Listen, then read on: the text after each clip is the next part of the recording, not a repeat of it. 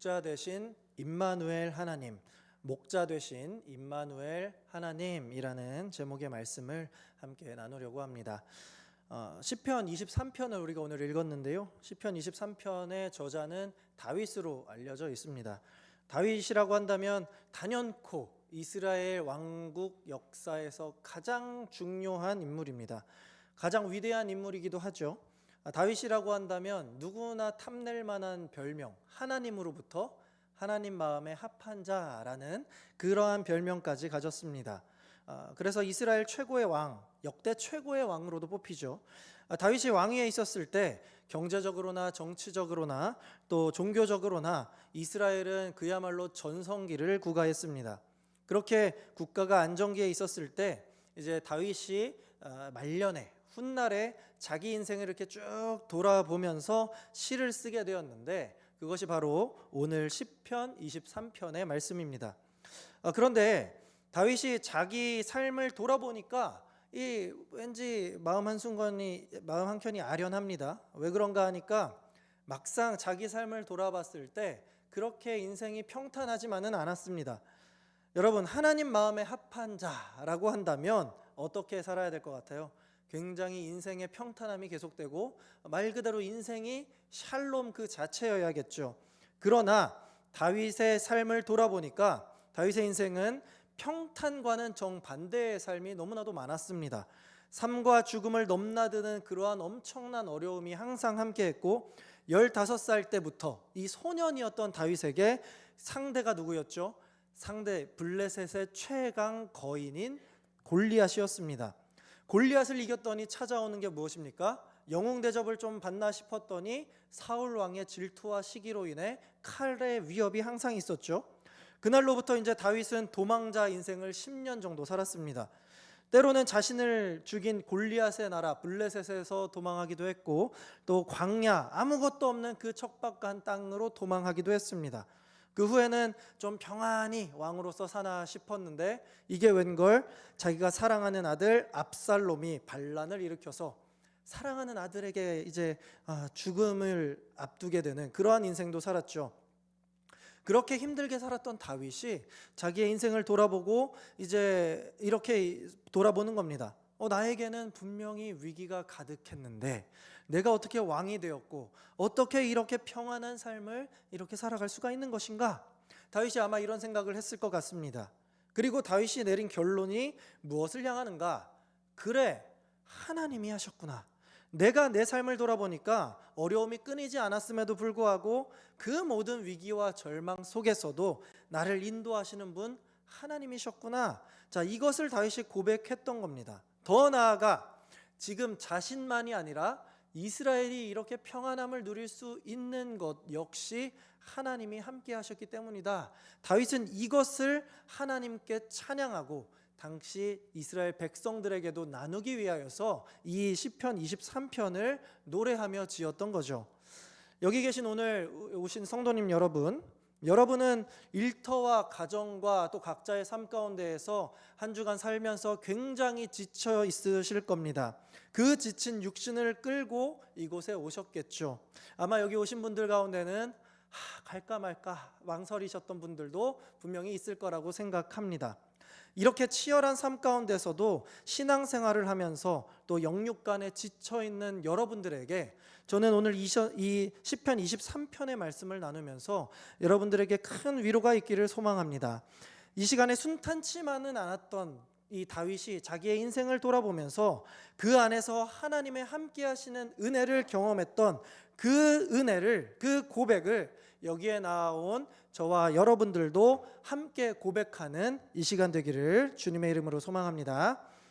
자, 그러면 먼저 우리가 이 본론 말씀에서 그리스도인으로서 지친 우리에게 하나님이 함께 하시는 그 은혜, 우리가 오늘 말씀에서 위로를 찾을 수 있는 첫 번째 은혜는 바로 목자이신 하나님이 우리를 인도하신다는 사실입니다.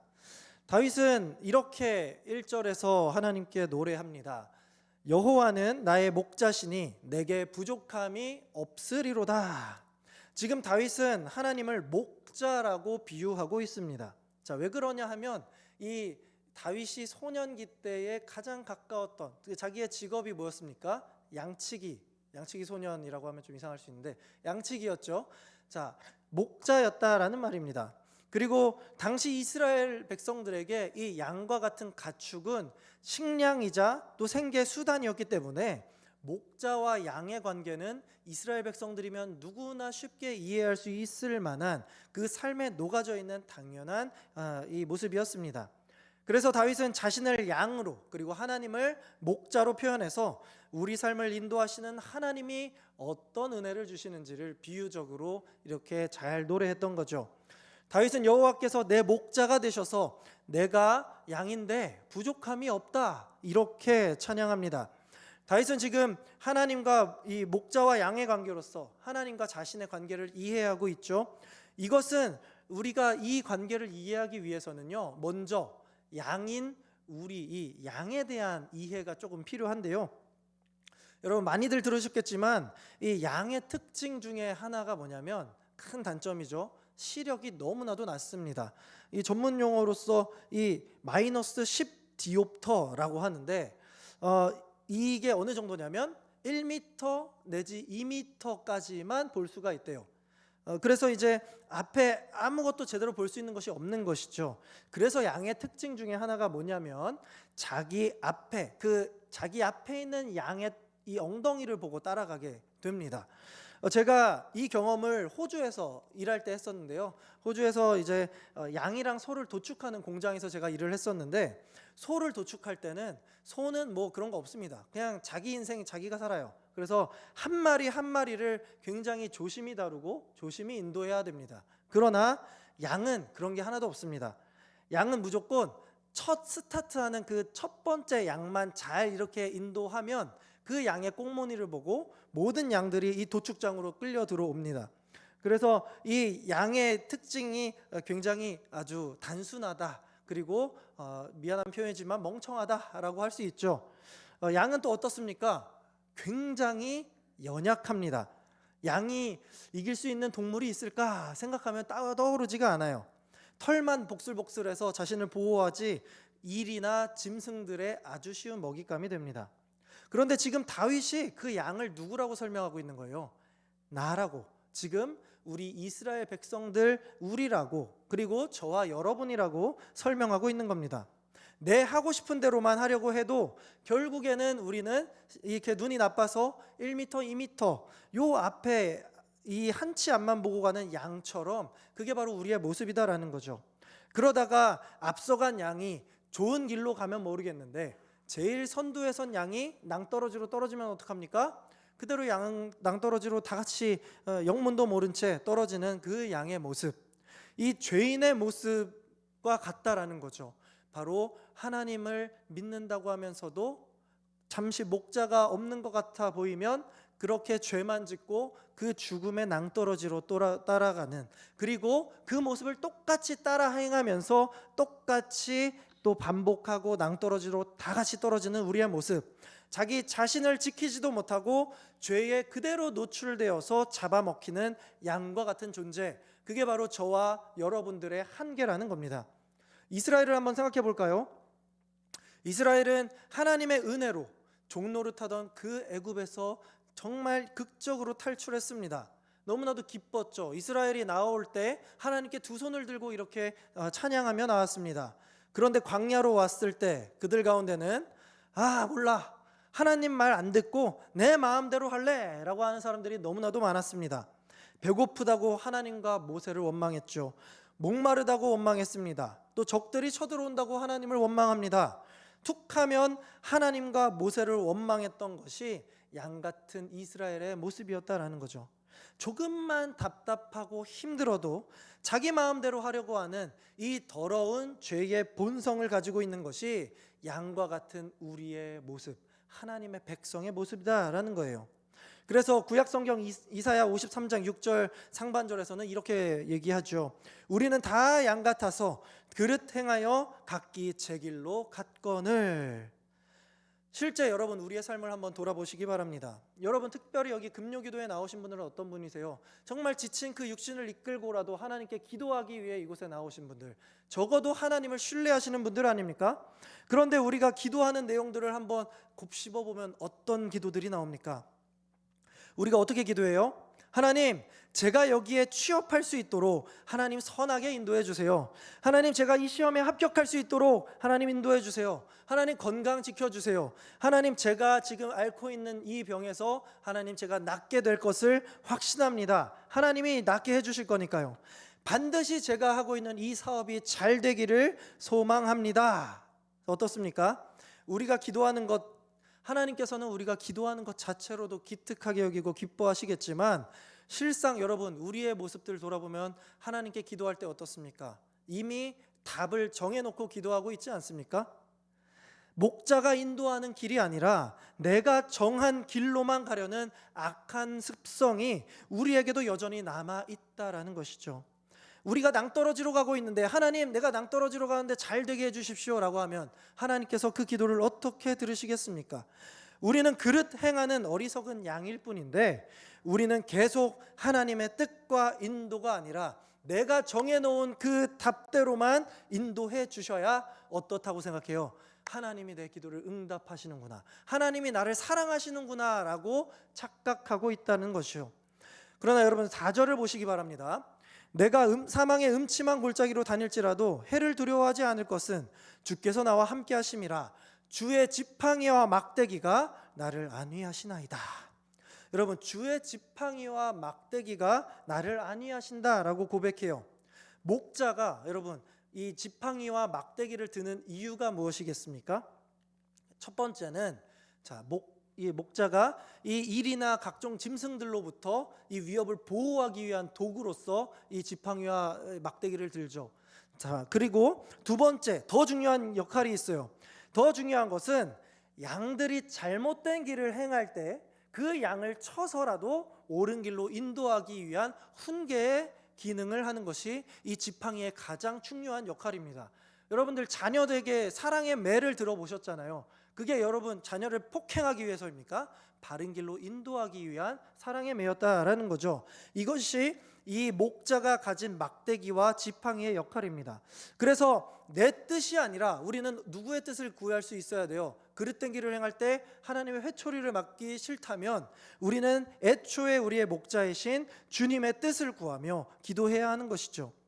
미국의 목회자이신 제이디 그리어가 기도 먼저라는 책을 최근에 발간을 했는데요. 이 기도의 내용 중에 양의 기도라는 이 내용이 있습니다.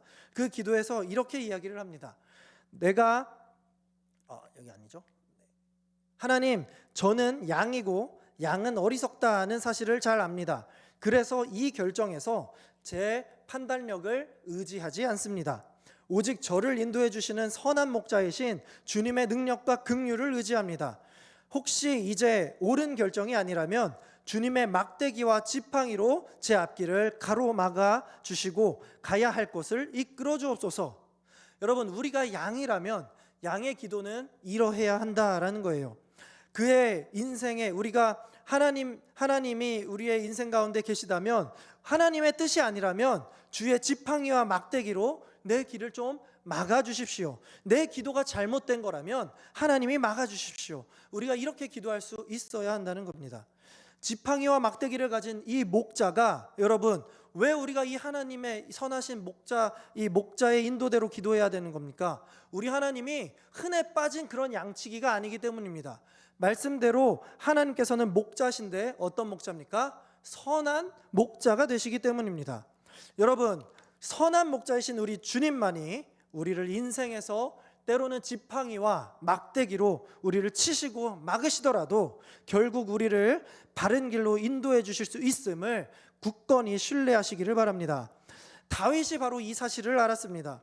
그의 인생에 수많은 위기와 역경이 있다고 했죠. 오죽하면 다윗은 사울에게 쫓길 때 이렇게 얘기합니다. 맹세하노니 나와 죽음의 사이는 한 걸음뿐이니라. 까딱하면 죽게 되는 지금 목숨이 자기의 상황이라는 것이죠. 그러면 다윗이 이렇게 말할 수 있어요. 돌아보면 내 인생 너무나도 힘들었어. 나는 진짜 산전수전 다 겪고 내 힘으로, 내 능력으로 운 좋게 살아남았어. 그러나 다윗은 그렇게 고백하지 않습니다. 주님을 신뢰하면서 오늘 말씀 1절에서 이렇게 고백하는 것이죠. 여호와는 나의 목자시니 내게 부족함이 없으리로다. 여러분, 부족함 투성이였던 다윗의 인생 같아 보이는데 다윗은 어떻게 이렇게 고백할 수 있었을까요? 다윗은 주님의 그 지팡이와 막대기가 자신을 때려서라도 자신을 바른 길로 인도하심을 깨달았기 때문입니다. 목자 되시는 여호와 하나님께서 나를 지켜줬다라는 것을 정확하게 깨달았던 것이죠. 다윗과 골리앗이 싸울 때를 다시 한번 회상해 볼까요? 말도 안 되는 싸움입니다. 상식에 어긋나는 행위예요. 그러나 다윗은 죽지 않고 골리앗을 이겼습니다. 다윗이 사울 왕에게 10년 동안 쫓기면서 생명의 위협을 당했지만 다윗은 죽지 않고 왕이 되었습니다. 아들 압살롬이 반란을 일으켜서 궁지에 몰았음에도 다윗은 그 왕위를 회복했습니다. 다윗이 어디를 가도 다윗은 죽지 않고 쓰러지지 않았습니다. 왜 그렇습니까? 위기의 순간마다 사람들이 나타나서 도와주고 위기 때마다 모든 상황이 정말 신기할 정도로 순적하게 변하고 흘러갔기 때문입니다. 어떻게 이렇게 위기 때마다 이럴 수가 있습니까? 자, 다윗의 인생 가운데 자기가 이걸 깨닫게 된 거예요. 그때 다윗의 머릿속에 이 기억의 필름이 싹 지나가면서 하나님이 하셨던 말씀이 생각나게 됩니다. 무슨 말씀이 기억났을까요? 다윗에게 주신 하나님의 약속의 말씀, 사무엘하 7장 16절입니다. 내 집과 내 나라가 내 앞에서 영원히 보존되고 내 왕위가 영원히 견고하리라. 하나님께서 다윗에게 주셨던 축복의 말씀입니다. 내 집과 나라와 왕위가 내 앞에서 영원할 것이다. 이 말씀이 이루어지기 전까지는 하나님이 자신을 또 이렇게 목숨을 지키시고 보호하신다. 내가 어떻게든지 죽을래야 죽을 수가 없을 것이다. 왜? 하나님께서 다윗을 살리셔야만 약속하신 그 언약을 이루어 가실 수 있으시니까요. 결국 다윗이 죽을 뻔한 위기 속에서도 죽지 않고 살 수 있었던 것은 목자 되시는 하나님께서 축복의 약속과 성취를 위해 다윗을 구원하시고 인도해 주셨다라는 것을 자신 삶에서 다윗이 깨달았기 때문입니다. 그래서 다윗이 21절과 22절에서 이렇게 고백을 해요. 주의 말씀으로 말미암아 주의 뜻대로 이 모든 큰 일을 행하사 주의 종에게 알게 하셨나이다. 그런즉 주 여호와여, 이러므로 주는 위대하시니 이는 우리 귀로 들은 대로는 주와 같은 이가 없고 주 외에는 신이 없음이니이다. 이게 무슨 말입니까? 다윗이 이렇게 말하는 거예요. 한마디로, 주님, 제가 이제야 알겠습니다. 저는 양이라서 아무것도 몰랐고 깨달은 것이 없는 무능한 존재였는데 하나님께서 위대하신 목자가 되어주셔서 저를 여기까지 인도하셨습니다. 하나님과 같은 분 결단코 없습니다. 이렇게 고백했던 거죠. 다윗만 그랬던 것이 아닙니다. 여러분, 이스라엘의 인생을 돌아봐도 똑같습니다. 다시 출애굽 이스라엘 한번 돌아볼까요? 노예 생활로 부르셨던 그들이 이제 광야로 왔을 때 불평을 했다고 했죠. 툭하면 불평, 이러나 저러나 불평이라고 했죠. 자, 그런데 여러분, 놀라운 사실이 뭔지 아십니까? 제가 눈을 씻고 찾아봐도 이 성경 안에 40년이나 되는 광야 생활, 아무것도 없는 그 땅 가운데서 이스라엘 백성들이 배고파서, 목말라서, 추워서, 더워서 죽었다라는 기록이 한순간도 없습니다. 단지 이스라엘 백성들이 죽었다는 기록은 그들이 범죄하여 하나님께 징계를 받았을 때를 제외하고는 한순간도 없었다라는 거죠. 여러분, 광야라는 곳에서 먹을 것도 없는 그곳에서 40년간 배고프거나 목말라서 죽은 사람이 없었다는 것, 이게 말이나 되는 일입니까? 그런데 어떻게 그럴 수가 있습니까? 바로 그것을 말씀에서 찾을 수가 있는데요. 출애굽기 13장입니다. 낮에는 구름 기둥, 밤에는 구름 기둥이 백성 앞에서 떠나지 아니하니라. 밤낮으로 적들로부터 그들을 지켜주시고 나침반과 같이 그들을 인도하신 하나님이 계셨다라는 거죠. 16장입니다. 사람이 사는 땅에 이르기까지 이스라엘 자손이 40년 동안 만나를 먹었으니 곧 가나안 접경에 이르기까지 그들이 만나를 먹었더라. 13절입니다. 저녁에는 메추라기가 와서 진을 덮이고 아침에는 이슬이 진 주위에 있더니. 자, 아침과 저녁에 메추라기와 만나와 메추라기가 있었고 또 이슬로 마실 물을 해결했습니다.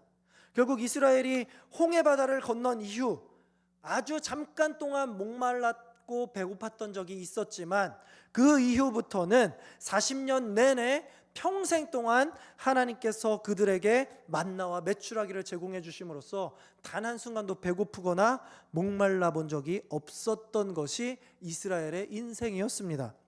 정리하면 이스라엘은 언제 어디서나 어떤 경우에도 하나님께서 그들의 필요를 채우셨고 언제나 그들을 인도해 주셨습니다. 왜요?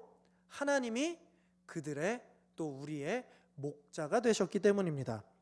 그러면 다윗이 고백한 2절의 말씀도 우리가 이제 쉽게 이해할 수가 있습니다. 그가 나를 푸른 풀밭에 누이시며 쉴 만한 물가로 인도하시는도다. 여러분, 양에게 최고의 대우가 뭐예요? 양에게 가장 잘해줄 수 있는 게 뭐예요? 안전한 울타리 안에서 가장 좋은 푸른 풀밭에서 먹고 자라게 하고 물이 흐르는 시냇가에 가서 마시게 하는 거겠죠. 그게 목자가 양에게 베풀 수 있는 최고의 은혜입니다. 그런데 이스라엘에게 그 목자가 누가 되신다라는 거예요? 하나님께서 그들의 목자가 되어주신다. 이스라엘에게 만나와 메추라기와 물을 공급하시고 다윗을 위기로부터 건져내어 주시고 결국 이스라엘의 왕으로 세우신 분, 바로 여호와 하나님께서 다윗뿐만 아니라 이스라엘 하나님의 백성 모두에게 목자가 되어주신다는 말씀입니다. 이처럼 우리가 성도로서 살아갈 때에 분명하게 확립해야 될 관계, 하나님과 우리의 관계는 목자와 양의 관계라는 것을 우리가 분명히 인지할 때 우리를 늘 도우시는 하나님의 그 은혜를 우리는 발견할 수 있게 되는 겁니다. 자, 그런데 우리가 여기서 두 번째 스텝으로 더 넘어가면 어떻습니까? 이 목자이신 하나님, 우리의 필요를 채우시는 하나님이 잠깐 이렇게 주시고 빠지시는 것이 아니라 어떻게 하시는가? 하나님이 나와, 여기에 글자가 하나 빠졌는데, 항상 함께 하십니다. 지친 우리에게 하나님은 잠깐 나타나서 물 마셔라, 먹을 거 풀 마셔라, 먹어라, 이렇게 잠깐 눕고 가시는, 그렇게 해서 다시금 우리가 울타리 안에서 벌벌벌 떨게 만드는 그런 무책임한 목자가 아니라는 얘기입니다. 하나님은 항상 우리와 함께 하시는 분입니다. 4절 말씀을 우리 다 함께 읽어보도록 하겠습니다. 자, 시작. 내가 사망의 음침한 골짜기로 다닐지라도 해를 두려워하지 않을 것은 주께서 나와 함께 하심이라. 주의 지팡이와 막대기가 나를 안위하시나이다. 아멘. 아까 제가 양의 특징을 이야기하면서 뭐라 했습니까? 시력이 나쁘다고 했죠. 자기 앞에 인도자, 목자가 없으면 제 갈 길을 자기가 막 가게 돼요. 그게 낭떠러지라고 하더라도 말이죠. 굉장히 인터넷에 재미있는 이제 영상 하나가 있는데 이 양이 여기에 이 웅덩이에 빠져 있습니다. 그래서 어떤 사람이 이렇게 끙끙대서 꺼내줘요. 그러다가 양이 어떻게 되는 줄 아십니까? 이게 빠져나오자마자 폴짝 뛰다가 다시 그 웅덩이로 들어갑니다. 자, 그게 양의 실제의 모습이라는 거죠. 낭떠러지든 뭐든 그냥 목자가 없으면 쑥 빠지게 된다라는 거예요. 그러면 우리에게 적용하면 어떻게 됩니까? 하나님, 목자이신 하나님이 없을 때 우리는 그 양들처럼 결국 사망의 음침한 골짜기를 다니게 된다는 거예요. 그런데 그럼에도 다윗이 두려워하지 않는 이유가 뭐예요? 하나님이 지금 내 눈에 보이지 않아도, 당장은 내가 느껴지지 않더라도 언제나 나와 함께 하시기 때문입니다.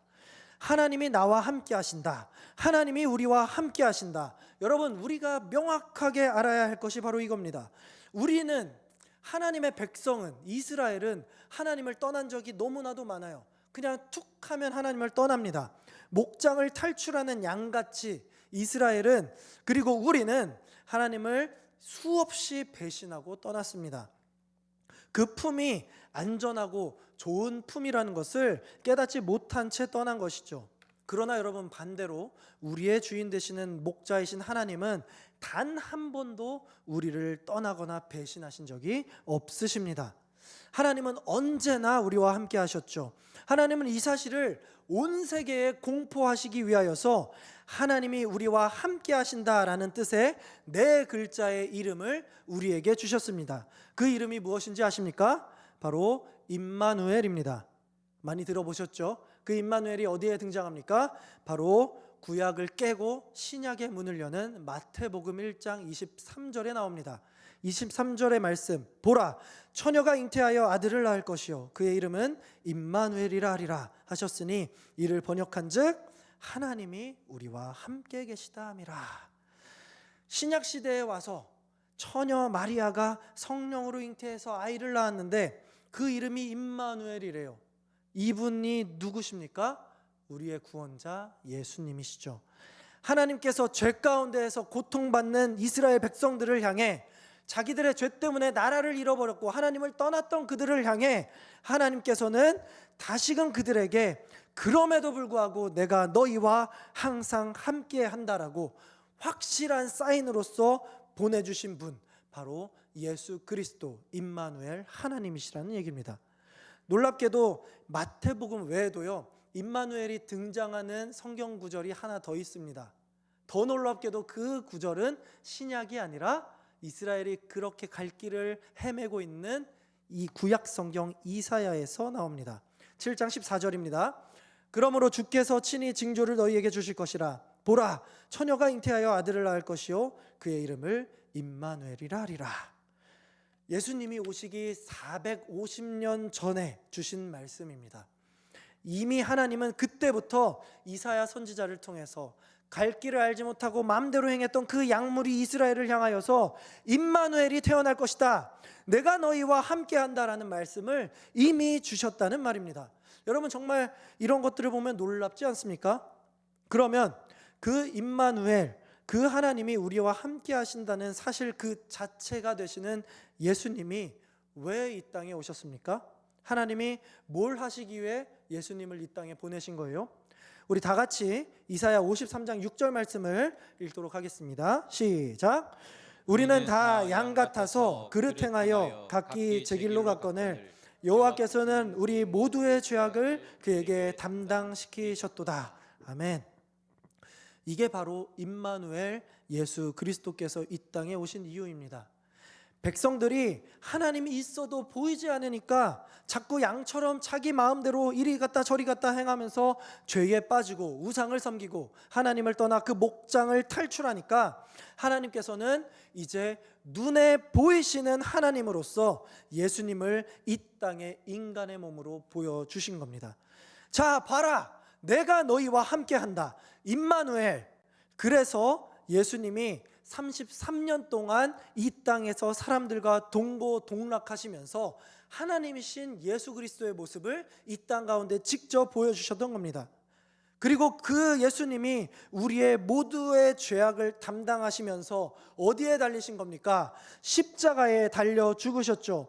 죄가 하나도 없으신 하나님께서 인간의 몸으로 와서 우리의 죄까지도 다 뒤집어 쓰시고 우리가 달려야 할 저 십자가에 예수님께서 양이 죽어야 할 그 십자가의 피를 대신하여 예수님의 피를 직접 흘리심으로써 우리 갈 길을 알지 못한 우리 어리석은 양들을 구원해 주셨다는 것, 이게 바로 목자이신 예수님께서 양인 우리들을 구원하신 세상에서 유일한 특별한 방법입니다.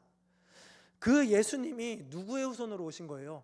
다윗의 후손, 오늘 이 시편을 기록한 다윗의 후손으로 오셨습니다. 그래서 다윗과 예수님은 이렇게 연결이 되어 있죠.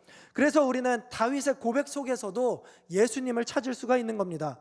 이러한 관점에서 하나님께서 다윗을 통해 시편 23편을 기록하게 하신 이유, 단순히 다윗 개인이 힘겨운 삶을 살았는데 그걸 극복하고 왕으로 살고 있는 그것이 하나님의 은혜 때문이다, 이것을 노래한 것이 아닙니다.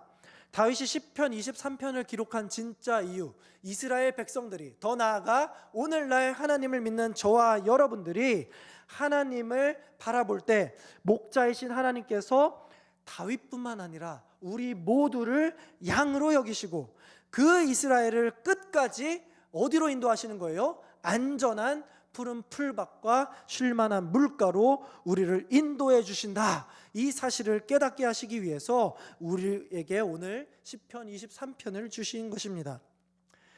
제가 이제 말씀을 마무리하면서 하나의 예화를 들어드릴게요. 제가 호주에 또 있을 때 얘기입니다. 이거 한번 또 들으신 분들도 있을 텐데요.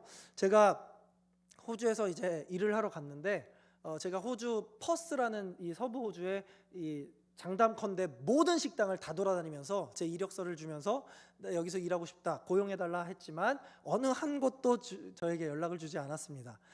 그러다가 이제 제가 가져온 돈이 다음 주면 집세를 내면 제로가 되는 상황, 먹고 마실 돈도 없는 그 상황에 제가 그제서야 하나님을 붙잡았습니다. 그랬더니 놀랍게도 하나님께서 딱 그 마지막 주에, 제가 이거 아니면 다음 주에 엄마한테 전화해서 엄마 미안, 돈 좀 보내줘, 비행기 타고 한국 돌아가게 할라 했던 그 마지막 주에 이 브라운 팍스라는 그 식당이라는 데서 케빈이라는 흑인 형님이 저에게 전화를 해서 너 일하러 와라, 이렇게 연락이 오면서 제 호주의 삶이 순탄하게 풀리기 시작했습니다. 제가 그때 비로소 내가 내려놓고 하나님을 붙잡을 때 하나님께서 내 인생을 인도하신다는 것을 삶을 통해서 경험하게 되니까요, 제가 비로소 정말로 하나님을 의지하는 삶이 무엇인지 깨닫게 됐습니다. 제가 뭘 말하려고 하냐면, 우리는 처음부터 내 결정과 내 걸음을 하나님이 인도하신다라는 것을 깨달을 수 있는 게 아니에요. 왜요?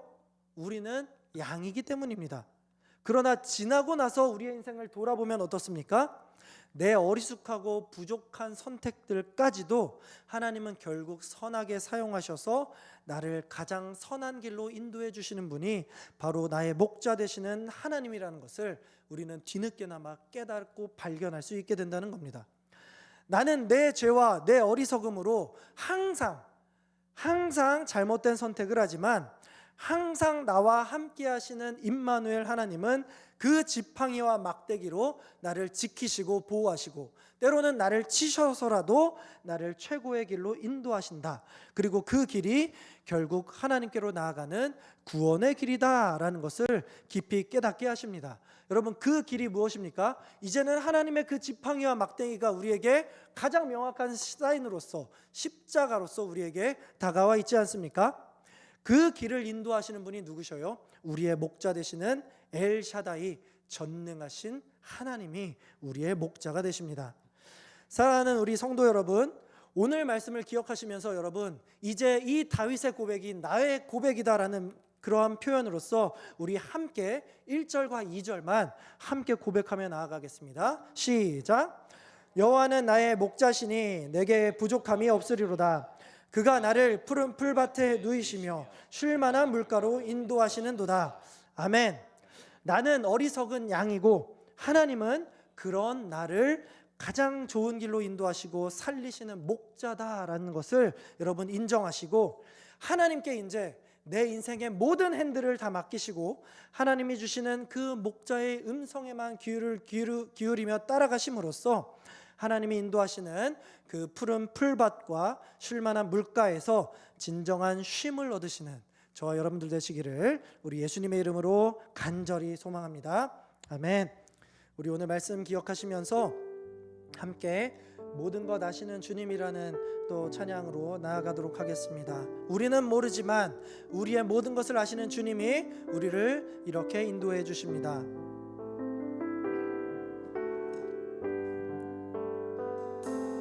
모든 것 아시는 주님,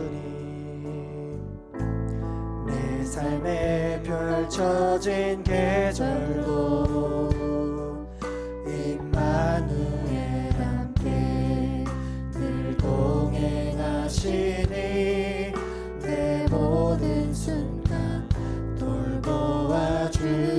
모든 것 창조하신 주님, 모든 것 창조하신 주님, 파도를 잠잠케 하신 주, 실수가 없으신 신실한 하나님, 내 모든 순간 풍성케 하시네.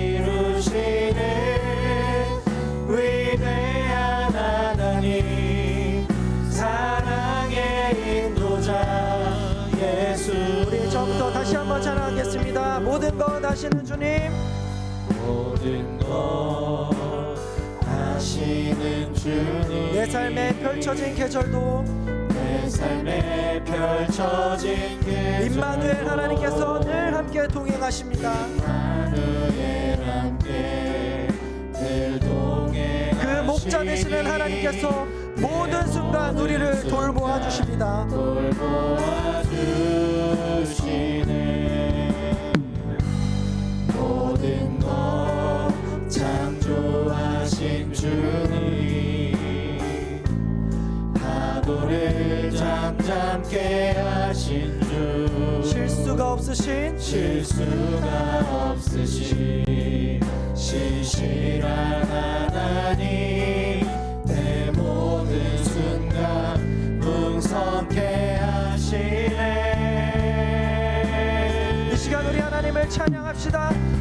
찬양해 온 우주 만물 다스리는 완전한 하나님, 내 선하신 목자 찬양해 합력해 주 뜻 이루시는 위대한 하나님, 사랑의 인도자 찬양해 온 우주 만물 다스리는 엘샤다이 되시는 우리 완전한 하나님, 내 선하신 목자 내 되십니다. 선하신 목자 찬양해 합력해 주 뜻 이루시는 위대한 하나님, 사랑의 인도자 예수.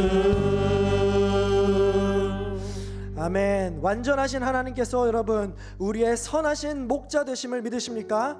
우리 오늘 말씀을 기억하면서 함께 기도하며 나아가면 좋겠습니다. 우리는 양이라서 제 갈 길을 알지 못하고 계속해서 사망의 음침한 골짜기로 향하지만 우리 주님께서 우리의 목자가 되십니다. 이 시간에 함께 기도하실 때에 어리석은 양이라는 사실, 내가 바로 그 무지한 양이라는 사실을 고백하시고, 그럼에도 불구하고 나를 구원의 길로 인도하시는, 때로는 막대기와 지팡이로 나를 치셔서라도 나를 바른 길, 십자가의 길로 인도하시는 우리 하나님이 나의 임마누엘 되시고 나의 목자가 되신다라는 사실에 감사하시면서 그 하나님이 나와 항상 함께 하심을 잊지 아니하시고, 여러분 그 주님이 낮아지셔서 내가 양으로서 흘려야 할 피까지도 우리 예수님이 십자가에서 대신 지셨음을 고백하며, 이제는 내가 주를 떠나지 않고 주의 이 목장 안에 늘 동행하며 주님 나를 인도하시는 그 목자 되신 주님의 길,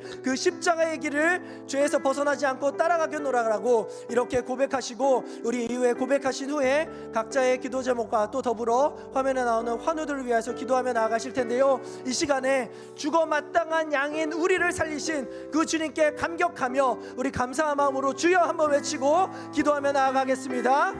주여, 주여.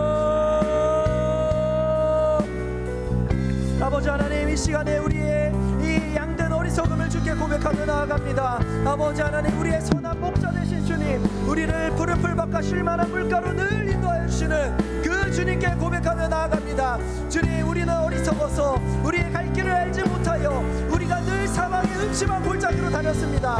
아버지 하나님, 이것이 내가 옳은 길이라고 하면서 주님을 믿으면서도 주님의 양으로서 주님의 길을 행하지 못하고 계속해서 내 길을 행하였습니다. 주님, 이것이 맞지 않습니까? 주님, 왜 내 기도를 응답하지 않으십니까? 내가 이것이 되고 싶은데 왜 이루어주시지 않습니까?